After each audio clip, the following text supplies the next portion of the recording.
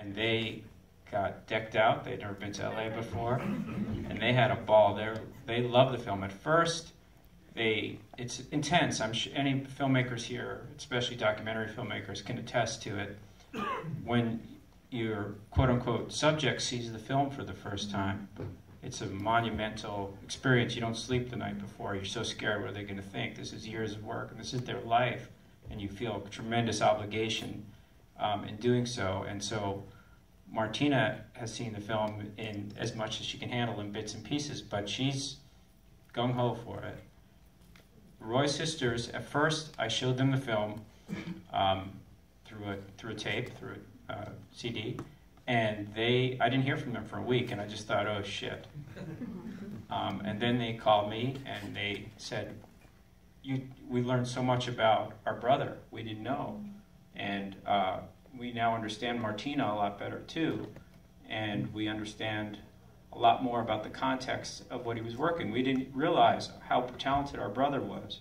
Over the course of the film, which is on its film circuit journey, they're becoming more and more in love with their brother, in a way. And I wish they could be here today. The next place we're going is New Orleans, for the New Orleans Film Festival, and they are psyched.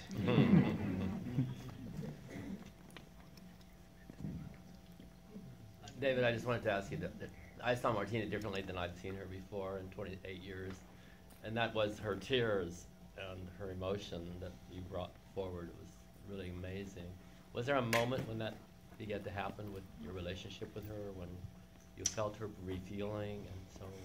Yeah, I mean, I think the flip side of, as I said, is when they realize you're not going away, you're going to keep filming and you're going to keep asking some of the same questions in different contexts, because I wanted to get to a deep psychological place. It's the kind of work that I like to do, and I think after a point it's almost a collaboration.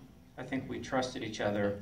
She trusted the film, she trusted me, and I just reminded her that, hey, we might have 80 hours of footage, but it's an hour-and-a-half film, tops. So let it rip. I think we have time for one more question, then I'm sure David's happy to talk to you outside. The experience of when you made the documentary, you saw the murder, and the subject of the documentary had a stroke. It was sort of extraordinary. How do you feel about that?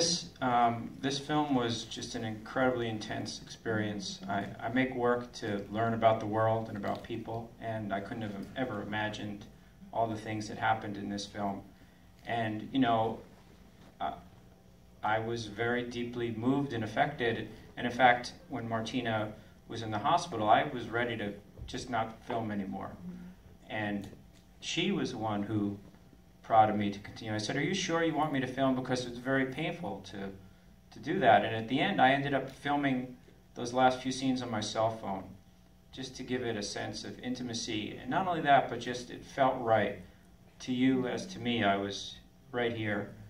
And, you know, I feel a great obligation to tell her story and to remember her. And I think that's the title of the film, I want to suggest, is both a verb and a noun. It's missing people. It's also the act of missing people.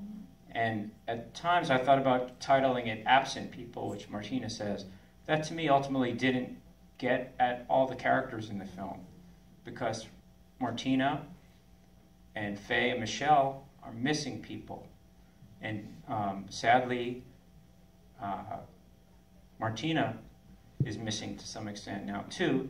And in the film is very meta in a way also.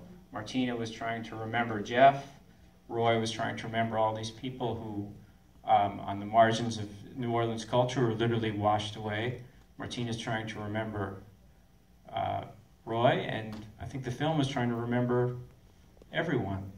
And so, in that way, I feel deeply honored, privileged to be part of these people's lives. One thing I would add, I'm not sure if you realize, but the front and the end of the film is Martina's MRI. Yes. That's what that footage was. Yep. We knew it. Thank you, everyone, for sticking